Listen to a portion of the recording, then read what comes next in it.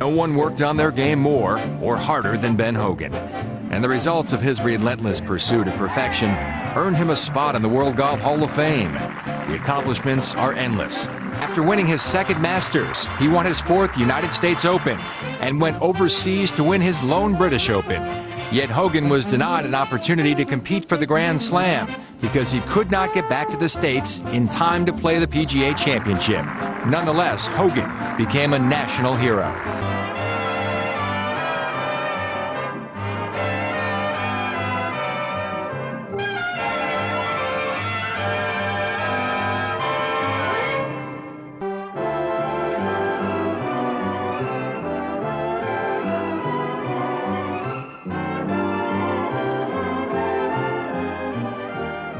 A match over 18 holes between the former winner of both the British and U.S. Opens, the coveted Masters Championship, and the PGA, Ben Hogan, one of the finest strikers of the ball of all time, and 3 times Masters and PGA titleist, winner of over 100 tournaments, including the British Open, Sam Snead, the possessor of golf's most natural swing. To analyze today's match for us, the legendary Gene Sarazen, winner of every major title in golf.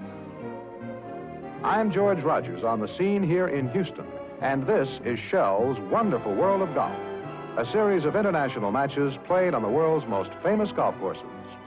This week, the Houston Country Club, Houston, Texas, USA. You know, whenever golfers get together, there's always lots of arguments about what the most important thing in the golf swing is. We thought we'd put this question to one of the greatest players in the game. Ben? Well, the most important thing in a golf swing to me is the movement of the lower body from the top of the swing. And if you don't mind, I'll demonstrate. First off, you start down below with your knees and your hips.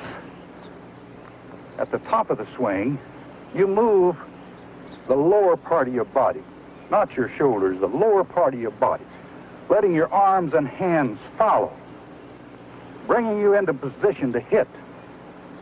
But this is the first movement, there. Then you release at the bottom. Most people do it entirely opposite. They rotate their shoulders first instead of their lower body. As a result, they come across the ball and hit the outside of the ball instead of the back of it. If you don't mind, I'll hit a ball, and the first thing to watch is what starts first from the top of the swing.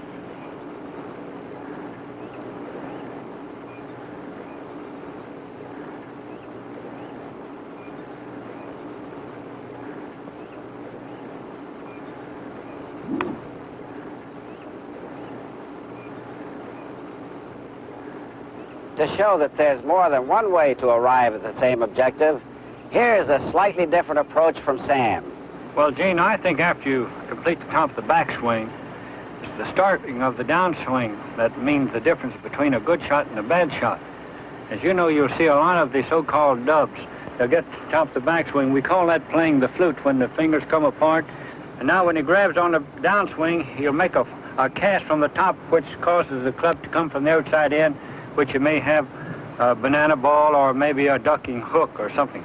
But I emphasize holding on with the left hand, the last 2 fingers, never turning loose throughout the swing.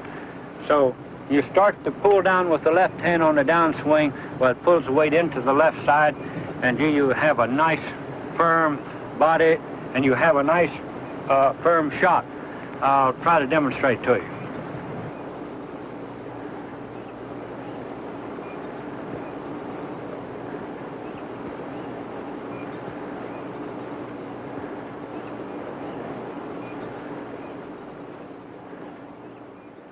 Well, the following wind here has Ben Hogan in a bit of difficulty. He tried to keep his forward second on this par 5 hole up on top where it's level and flat, but he just trickled over, has a nice hanging lie there.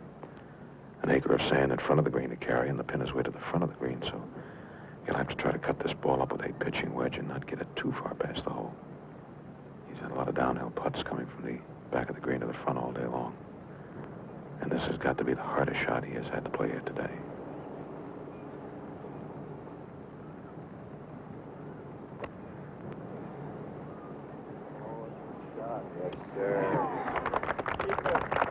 And that, ladies and gentlemen, is why he has won all those titles.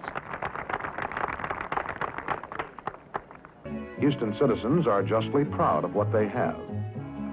They're great educational institutions, such as the University of Houston, Texas Southern, and Rice University. Their world-famed Texas Medical Center, which provides health education, research, and patient care in 17 buildings on a single location. And Houstonians are proud of their city's reputation as the Athens of the Southwest, a reputation built in part upon its magnificent museums of art and the liveliest and most progressive theatrical life west of New York. In this research laboratory, Shell scientists work unceasingly in the search for knowledge, using every tool of modern research, every scientific discipline, to create new products whose manufacture will in turn create new jobs and new wealth for Houston and the entire state. And because it is Shell's belief that it should be a good citizen of every community in which it lives and works, it is cooperating with the Texas Conservation Program by purifying the water used by the refinery in this modern biofilter system before it is returned to the streams from where it was borrowed.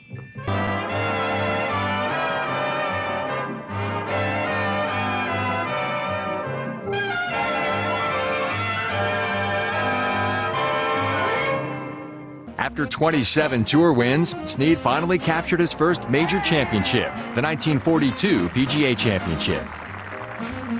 Snead would go on to win 2 more PGAs, the 1946 British Open, and 3 Masters titles. Snead holds the PGA Tour record for most wins in a single event, as he won the Greater Greensboro Open 8 times, the first in 1938, the last in 1965.